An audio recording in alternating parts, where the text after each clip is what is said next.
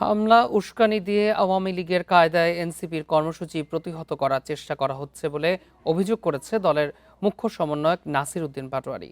মৌলভীবাজার থেকে সিলেটে পদযাত্রার উদ্দেশ্যে যাত্রা শুরুর আগে নাসির উদ্দিন পাটোয়ারি বলেন, হামলা উস্কানিতে ভয় পেয়ে এনসিপির কর্মীরা রাজপথ ছাড়বে না। তিনি বলেন, ফ্যাসিবাদ মুক্ত গণতান্ত্রিক বাংলাদেশ গড়ার প্রত্যাশার মধ্যে এ ধরনের হামলা দুঃখজনক। এ সময় শান্তিপূর্ণ বাংলাদেশ, গণঅভ্যুত্থান পরবর্তী প্রত্যাশার বাস্তবায়ন এবং ২০২৪ সালের গণহত্যার বিচার নিশ্চিত করার দাবি জানান তিনি।